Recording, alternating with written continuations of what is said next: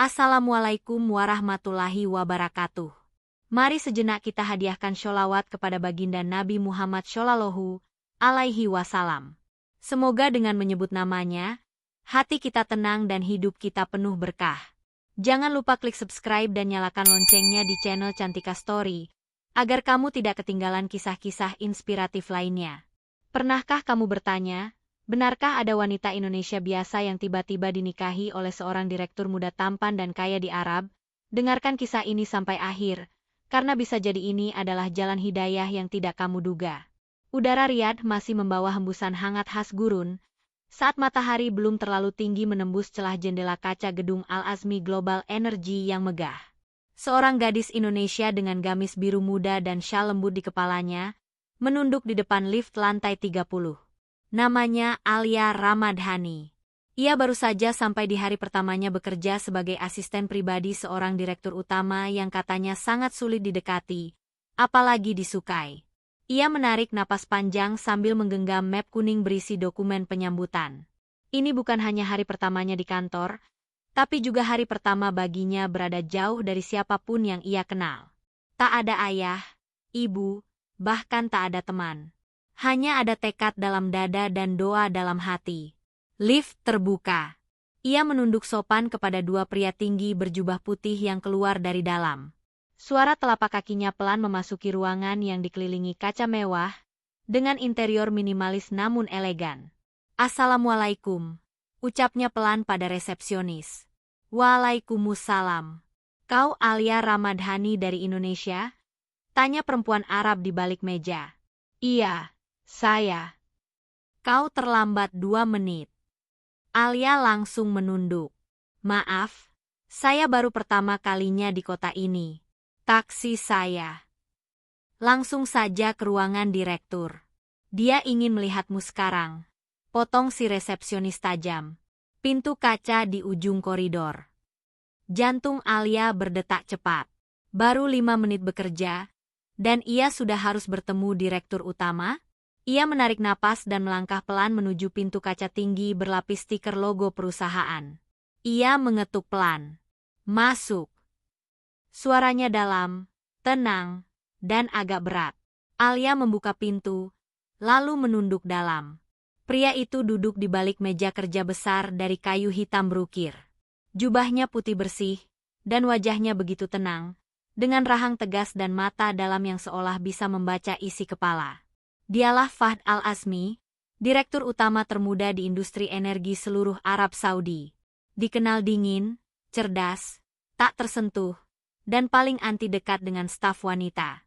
Namun hari itu, ia menatap Alia lebih lama dari biasanya. Jadi kamu Alia? Tanyanya sambil membuka dokumen yang diantar staf sebelumnya.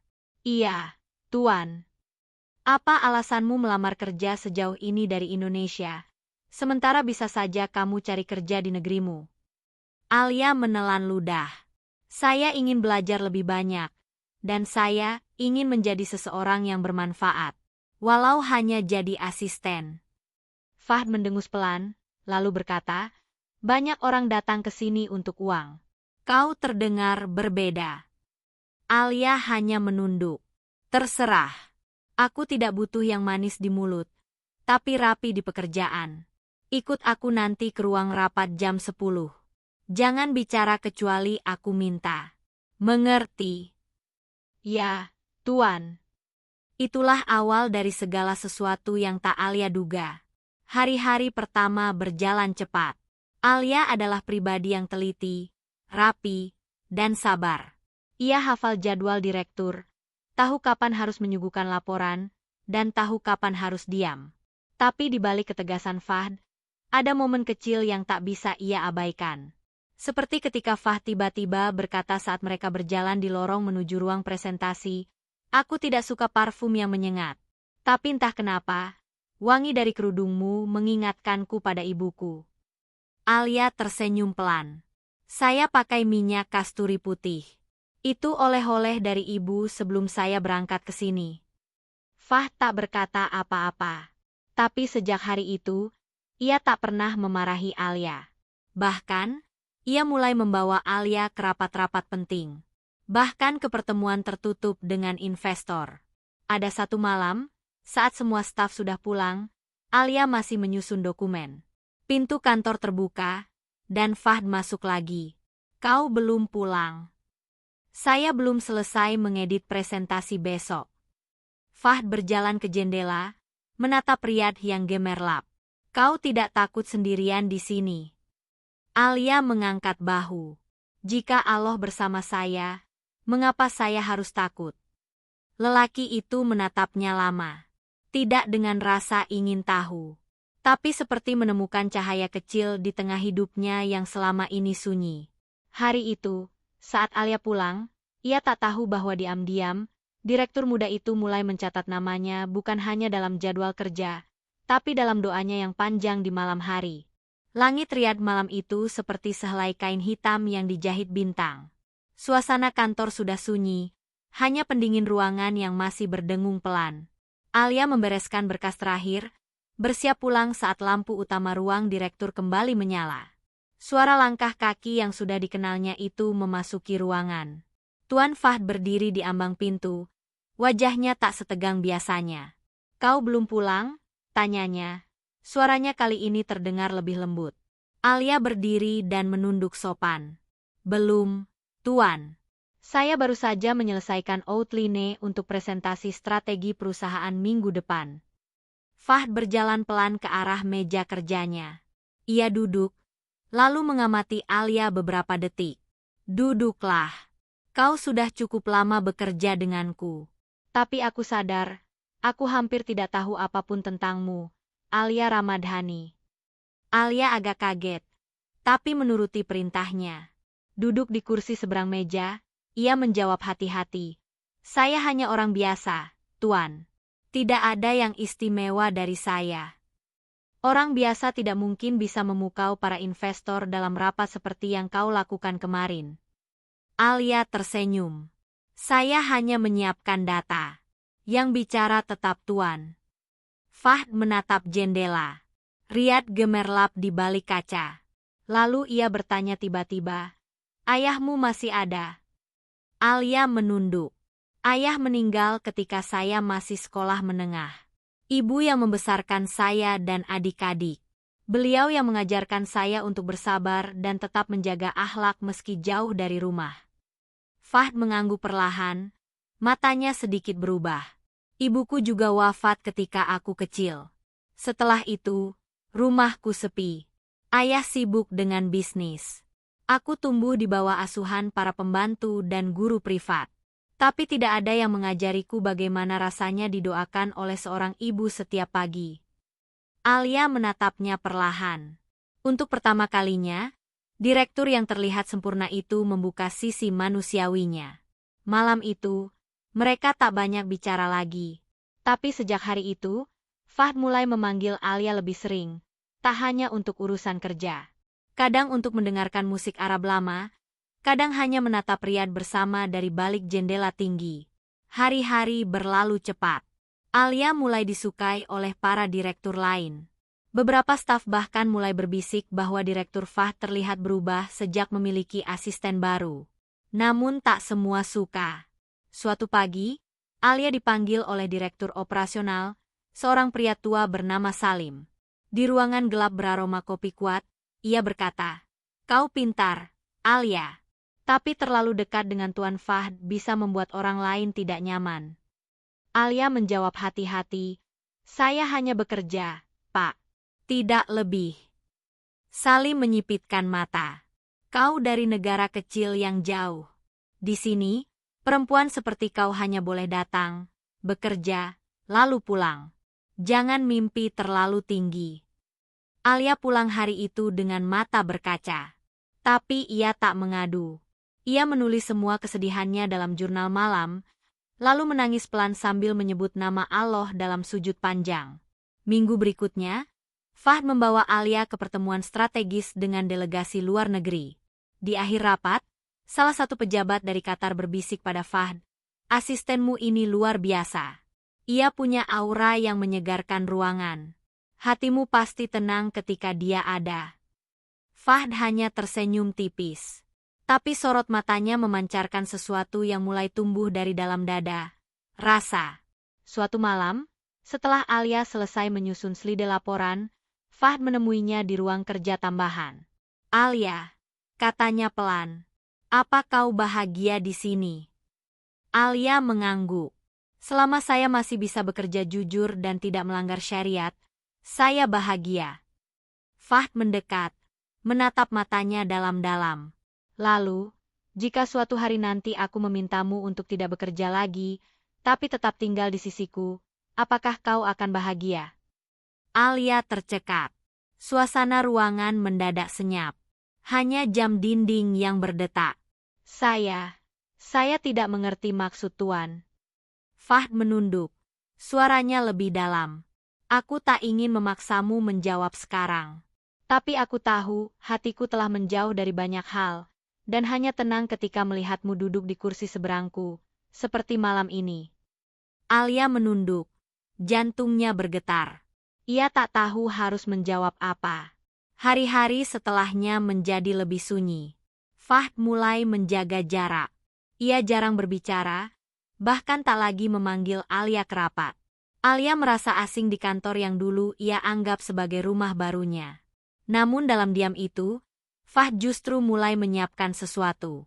Ia memeriksa semua legalitas, berkonsultasi dengan para syekh, bahkan menghubungi ibunda Alia di Indonesia lewat telepon pribadi. Ia menyusun niat, bukan dengan bunga, tapi dengan keyakinan. Sampai akhirnya hari itu tiba.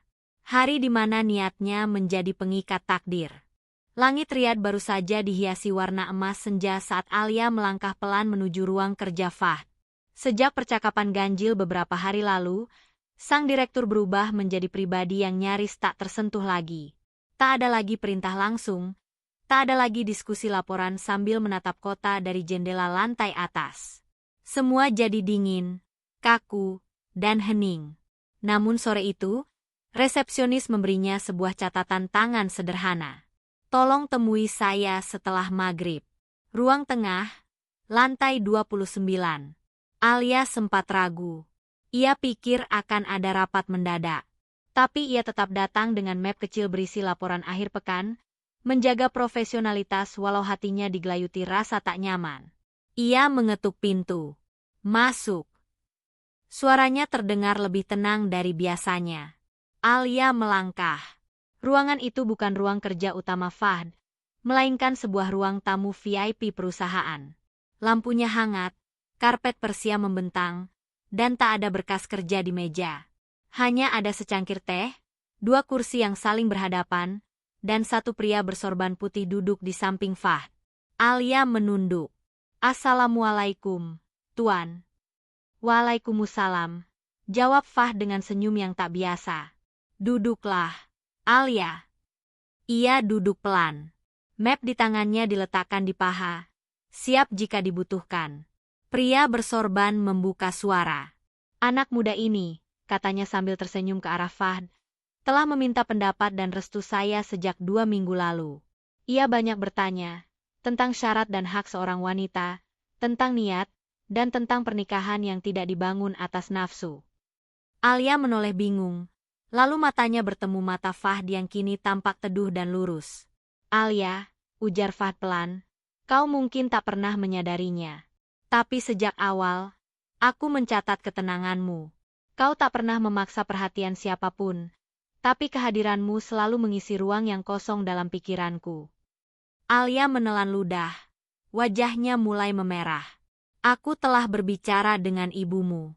Aku meminta izin dan restunya, dan tangis beliau menjawab semuanya. Fahd berdiri, lalu menunduk sedikit di hadapannya. Di negeri ini, aku mungkin dikenal sebagai direktur utama. Tapi di hadapanmu, aku hanya pria yang mencari tempat pulang.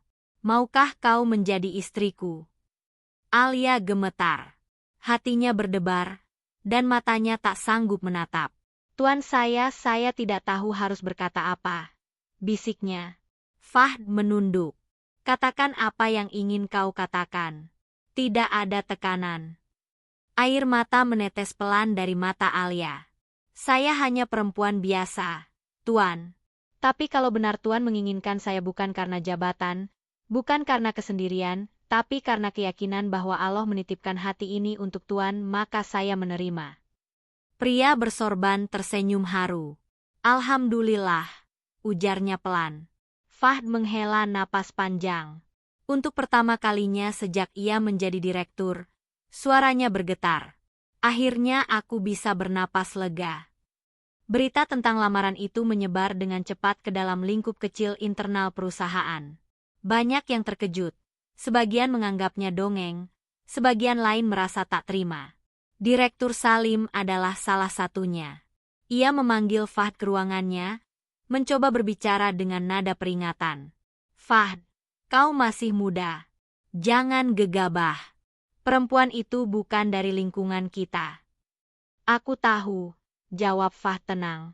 Tapi aku lebih tenang bersamanya daripada 100 proposal merger di mejaku. Dia hanya staf kecil. Banyak perempuan dari keluarga bangsawan yang lebih layak. Fahd tersenyum datar. Tapi tidak satu pun dari mereka yang bisa menundukkan amarahku dengan kalimat, "Kalau Allah bersama saya, mengapa saya harus takut?" Salim terdiam. Fahd bangkit dan menambahkan, "Jangan nilai seseorang dari negara, warna kulit, atau pekerjaannya. Kadang, yang menyelamatkan kita bukan orang besar, tapi hati kecil yang jujur." Beberapa hari setelah itu, pernikahan sederhana digelar diam-diam. Tak ada pesta mewah, hanya akad sah di bawah pengawasan Syekh senior, dengan beberapa saksi dan seorang ibu dari Indonesia yang menyaksikan lewat layar video call. Air matanya membasahi layar ketika ia menyaksikan putrinya dipersunting oleh pria yang awalnya hanya nama di kertas kerja. Di akhir hari itu, saat langit Riyadh mulai temaram dan lampu-lampu kota menyala satu demi satu, Alia berdiri di balkon rumah dinas direktur yang kini menjadi rumah barunya. Fahd mendekat dari belakang dan berkata, "Alia, dulu aku hanya punya kekuasaan dan nama. Tapi sekarang aku punya rumah. Karena rumah itu adalah kamu." Alia tersenyum, menoleh pelan. "Dan aku hanya ingin menjadi perempuan yang mendampingimu, bukan di balik kursi kerja, tapi di balik doa setiap malam." Mereka saling menatap dalam diam. Riyadh tak pernah terlihat seindah malam itu. Malam-malam setelah pernikahan itu berjalan begitu damai.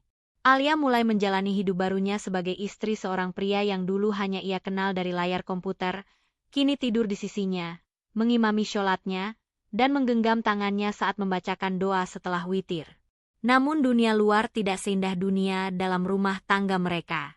Meski pernikahan mereka sah dan diridhai keluarga, media sosial dan lingkungan internal perusahaan mulai bergemuruh. Ada yang mempertanyakan, ada pula yang mencemooh. Satu sore, ketika Alia tengah menyusun daftar kegiatan sosial perusahaan di ruang kerjanya yang baru, seorang staf lama mendekatinya. "Alia, ada artikel di luar yang menyebutkan kau menikahi jabatan," bisiknya pelan. Alia menghela napas. "Biarkan saja. Saya tidak pernah menjual harga diri saya. Tapi ini sudah menyebar kemana-mana." Beberapa investor menanyakan validitas kabar ini. Tak lama setelah itu, Fahd memanggilnya ke ruang utama. Ia terlihat lebih gelisah dari biasanya. "Alia, kau tahu aku tidak suka keramaian. Tapi jika ini terus berlanjut, nama baikmu bisa hancur oleh fitnah. Aku bisa gelar konferensi pers, atau kita bisa diam, seperti yang selalu kau lakukan." Alia menatap mata suaminya dan tersenyum. "Tuan," ucapnya pelan. "Bukan lagi Tuan," potong Fahd, lembut. "Aku suamimu sekarang." Alia melanjutkan, "Jika Allah yang menyatukan kita, maka biarlah Allah pula yang menjaganya. Kita tidak perlu membuktikan apapun. Saya tidak akan membalas berita itu dengan bicara. Tapi saya akan buktikan dengan akhlak dan doa." Fahd mengangguk. Ia tahu, istrinya bukan perempuan biasa. Ia tak bersuara lantang, tapi ia punya kekuatan yang tak bisa dikalahkan oleh opini dan gosip. Hari-hari setelah itu menjadi babak baru bagi Alia. Ia bukan lagi sekadar istri di rumah, tapi juga menjadi pendamping sosial suaminya. Ia mengusulkan program-program kemanusiaan atas nama perusahaan. Ia mengunjungi rumah-rumah yatim, memberi pelatihan keterampilan bagi para pekerja migran Indonesia, bahkan turun langsung ke kamp pengungsi Suriah yang dibantu oleh perusahaan suaminya. Namun meski kini berada di posisi mulia, Alia tak mengubah gaya hidupnya. Ia tetap memasak sendiri sarapan Fahd setiap pagi. Ia tetap menjahit bajunya sendiri. Bahkan saat diundang ke majelis wanita kerajaan, ia datang dengan gamis polos dan jilbab lembut yang biasa. Salah satu istri pejabat tinggi pernah bertanya sinis, "Mengapa kau tak memakai perhiasan mewah? Suamimu bisa membelikannya 1 kota." Alia hanya tersenyum. "Karena kemewahan bagiku bukan apa yang saya pakai, tapi siapa yang saya ajak pulang ke rumah dan saya temani di sujud malamnya." Ucapan itu beredar luas hingga menjadi kutipan di banyak pesan singkat para wanita muda Riyadh. Sebagian memujinya, sebagian iri padanya. Tapi satu hal yang tak bisa disangkal, Alia adalah istri direktur yang tak pernah tampil di majalah, tapi hatinya dibaca oleh semua orang. Satu malam, ketika hujan turun pelan, hal yang jarang terjadi di kota Riyadh, Fahd duduk di ruang tamu sambil membaca laporan. Alia datang membawa teh hangat dan duduk di sampingnya. "Lelah?" tanya Alia. "Sedikit. Dunia luar masih gaduh. Tapi di rumah ini, aku merasa tenang." Alia tersenyum, menyandarkan kepalanya di pundaknya. "Mungkin karena di rumah ini, kau bukan direktur, tapi hanya seorang hamba Allah yang sedang belajar menjadi imam." Fahd menatap langit-langit dan berkata pelan, "Dulu aku mengira aku yang menyelamatkanmu dari kesederhanaan. Tapi sebenarnya, kamulah yang menyelamatkanku dari kesombongan." Hujan makin deras. Suara air di luar jendela seolah menjadi lantunan zikir malam. Alia menatap mata suaminya dan berbisik, "Takdir paling indah, bukan ketika kita dipersatukan karena cinta, tapi karena niat yang sama untuk taat kepadanya." Fahd menarik napas panjang, menatap wajah istrinya yang bersinar dalam cahaya lampu gantung. Malam itu mereka tidur dalam ketenangan, sementara dunia di luar masih sibuk mempersoalkan perbedaan. Tak semua kisah cinta berhenti pada akad. Sebagian justru diuji setelah kata sah terucap. Dan bagi Alia, ujian itu tak datang dari luar, melainkan dari dalam rumah sendiri. Beberapa bulan setelah pernikahan mereka, Fahd mulai lebih sering bekerja hingga larut malam. Agenda bisnis meluas, proyek baru dimulai di luar negeri, dan undangan forum-forum internasional datang silih berganti. Alia yang dulu selalu duduk di sampingnya saat rapat kini lebih banyak tinggal di rumah, menanti dalam diam. Satu malam, Fahd pulang dengan raut letih. Jasnya masih rapi, tapi matanya redup. Alia membukakan pintu dan berkata lembut, "Sudah makan malam, sayang?" Fahd menggeleng. Laporan menumpuk.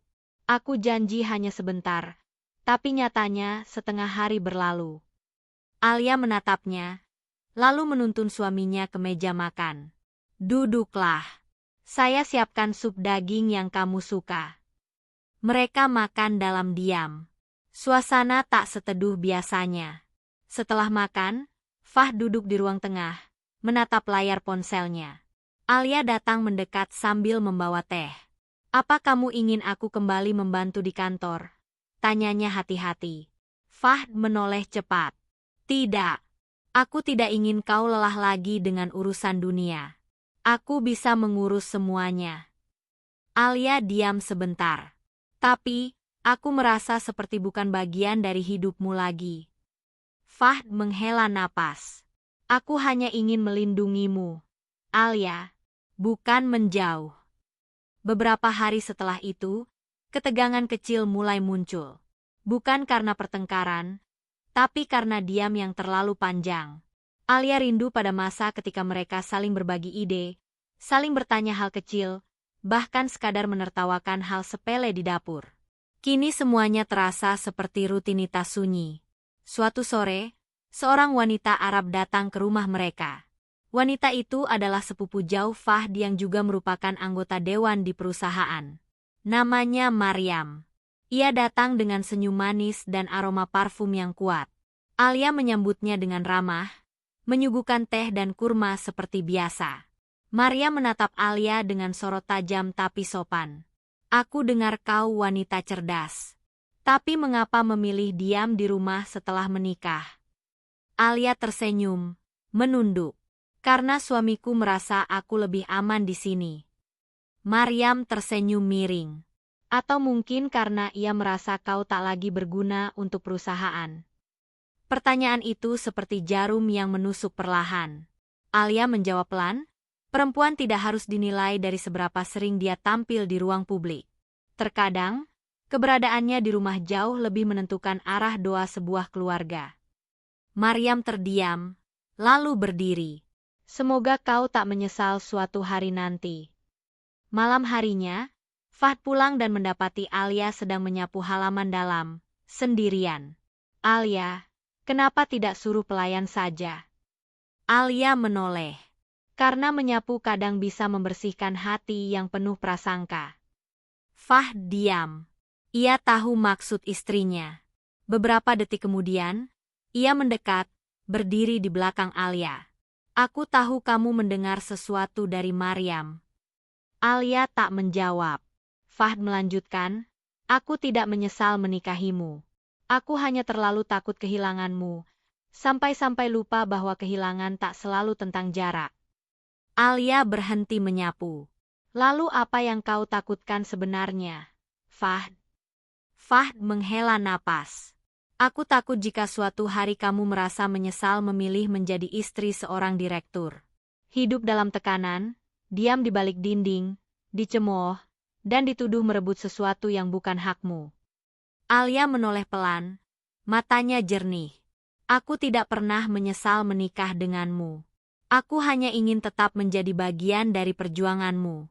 Bukan hanya di rumah, tapi juga di setiap sujudmu. Fahd menunduk. Air matanya jatuh pelan. Malam itu, mereka kembali duduk berdua di sajadah yang sama. Membaca doa yang dulu menyatukan mereka. Dan untuk pertama kalinya dalam beberapa pekan, Fahd berbisik setelah salam sholat. Mulai pekan depan, kamu kembali bekerja. Tapi bukan sebagai asistanku lagi. Alia menatapnya bingung. Lalu sebagai apa? Fahd tersenyum, mencium keningnya pelan. Sebagai partner resmiku. Direktur program sosial perusahaan. Dan lebih dari itu, pendamping hidup yang tetap menguatkan meski dunia di luar memelintir cerita kita sesuka hati. Fathia berjalan cepat menyusuri lorong panjang menuju ruang kerja Amir. Detak jantungnya tak karuan. Ia baru saja menerima kabar bahwa Amir memanggilnya secara pribadi. Bukan lewat sekretaris, bukan pula lewat pengawal. Melainkan langsung, dengan suara berat dan lembut yang selama ini diam-diam mengusik hatinya. Assalamualaikum, Tuan Amir. Anda memanggil saya? Ucap Fathia dengan kepala sedikit tertunduk saat memasuki ruang kerja yang sepi namun megah itu. Amir berdiri di depan jendela kaca tinggi yang menghadap ke padang pasir. Matanya memandangi cakrawala yang mulai memerah, seolah mencari jawaban dari pertanyaan-pertanyaan dalam hatinya. Ia menoleh pelan dan mempersilakan Fathia duduk. Aku ingin berbicara bukan sebagai atasan, tapi sebagai seorang laki-laki, katanya tanpa basa-basi. Suaranya tenang, tapi ada guncangan halus dalam nadanya.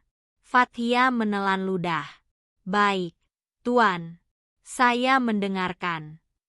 Amir menarik napas panjang. Sejak engkau datang, entah mengapa ruang ini tak pernah lagi terasa dingin dan hampa. Kau tahu, aku terbiasa dikelilingi orang yang tunduk karena takut. Tapi engkau berbeda. Kau patuh, tapi hatimu tetap hidup. Dan itu menyentuhku. Mata Fathia membulat. Ia tidak menyangka lelaki setegar Amir akan bicara selembut itu. Apa maksud Tuan? Tanyanya hati-hati. Amir mendekat, lalu duduk di depannya. Aku tidak bisa berdusta pada diriku sendiri. Aku mencintaimu, Fathia. Tapi aku tahu, jalan kita tidak akan mudah. Aku tahu siapa aku di mata keluargaku. Dan aku tahu siapa dirimu di mata dunia. Fathia memalingkan wajah, matanya mulai berkaca. Tuan, saya ini cuma wanita biasa, anak petani dari Magelang. Saya datang ke sini demi menyambung hidup. Tidak pernah terlintas dalam pikiran saya bahwa seorang pria seperti Tuan akan mengatakan ini. Amir tersenyum pahit. Justru karena kau tidak pernah berharap, maka aku semakin yakin bahwa cintamu nanti akan tulus. Hening menyelimuti ruangan. Hanya suara jam dinding yang berdetak pelan. Lalu Fatia berkata lirih, "Saya tidak bisa jawab sekarang, Tuan. Bukan karena saya tidak punya perasaan, tapi karena saya takut dunia ini tidak adil pada perempuan seperti saya." Amir menatapnya lekat-lekat. "Maka izinkan aku menjadi pelindungmu dari ketidakadilan itu." Beberapa hari setelah pertemuan itu, Fatia dipindahkan ke ruangan kerja yang lebih luas, tepat di samping ruang Amir. Ia masih terbungkam oleh perasaan yang campur aduk. Tapi yang membuatnya semakin galau, bukanlah ucapan cinta itu, melainkan sebuah pesan pendek dari Amir yang dikirimkan diam-diam ke ponselnya malam itu. "Jika aku berani melawan semua demi hatiku, apakah kau juga berani melangkah bersamaku?" Dan malam itu, Fatia tidak bisa tidur. Ia duduk sendirian di atas sajadah. Air matanya jatuh satu persatu, dan hanya satu nama yang ia sebut dalam doa. "Ya Allah, jika ini takdirku, maka kuatkan aku untuk menjalaninya. Tapi jika ini hanya ujian, maka tolong jangan biarkan aku jatuh." Namun Allah sedang menulis babak baru dalam hidupnya. Sebuah babak yang akan mengejutkan semuanya. Sebuah babak di mana cinta akan mengalahkan kasta dan logika. Dan saat pagi datang, istana itu tak lagi sama. Karena Amir, diam-diam, telah mengambil keputusan besar. Sebuah keputusan yang akan mengubah segalanya. Hari itu langit Riyadh tampak lebih jernih dari biasanya. Angin musim semi meniup lembut jendela balkon kamar besar di lantai 3 rumah megah milik keluarga Al-Qassam. Di bawah naungan sinar matahari yang hangat, Anissa berdiri dengan mengenakan abaya putih bersulam benang emas. Hari ini adalah hari yang sejak dulu hanya menjadi angan samar dalam mimpinya yang terdalam. Beberapa bulan telah berlalu sejak pernikahan Anissa dan Tuan Muhammad. Dunia yang dulu hanya dilihatnya dari balik jendela rumah majikannya kini telah berubah menjadi taman yang ia tapaki bersama pria yang mencintainya bukan karena penampilannya, tapi karena kesederhanaannya, akhlaknya, dan keyakinannya. Di pagi itu, setelah selesai menunaikan sholat duha bersama di ruang tengah yang kini sering mereka jadikan tempat diskusi dan doa bersama, Tuan Muhammad menggenggam tangan Anissa. "Aku ingin mengajakmu ke tempat yang belum pernah kau kunjungi," ujarnya lembut. Anissa tersenyum heran. "Tempat apa itu, Saidi?" "Tempat di mana aku akan menunaikan janjiku. Kau ingat saat aku bilang padamu bahwa kita akan berjalan sejajar dalam kehidupan ini? Hari ini, aku akan menyerahkan padamu sesuatu yang tak semua orang berani berikan." Beberapa jam kemudian, mereka berdiri di ruang konferensi utama kantor pusat Al-Qassam Holding Group. Semua petinggi perusahaan hadir. Seorang notaris pun duduk di samping kanan Tuan Muhammad. "Bismillah," katanya lantang. "Hari ini, dengan izin Allah dan restu keluarga, aku mengangkat istriku, Anissah binti Hamid, sebagai wakil direktur utama untuk urusan sosial dan pengembangan karyawan." Ruangan terdiam. Banyak yang kaget, beberapa terharu, dan sebagian masih belum percaya. Tapi Tuan Muhammad berdiri dengan tegak dan yakin.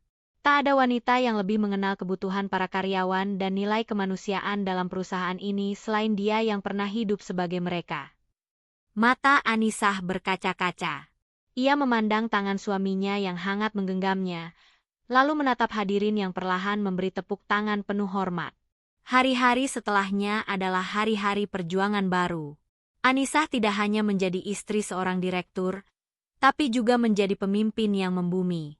Ia membangun sistem pelatihan dan pendidikan untuk para asisten rumah tangga, supir, satpam, dan pegawai kecil di perusahaan itu. Ia membuka beasiswa untuk anak-anak mereka, dan mengembangkan pusat konsultasi keagamaan dan mental. Di suatu malam yang tenang, mereka duduk berdua di taman belakang rumah.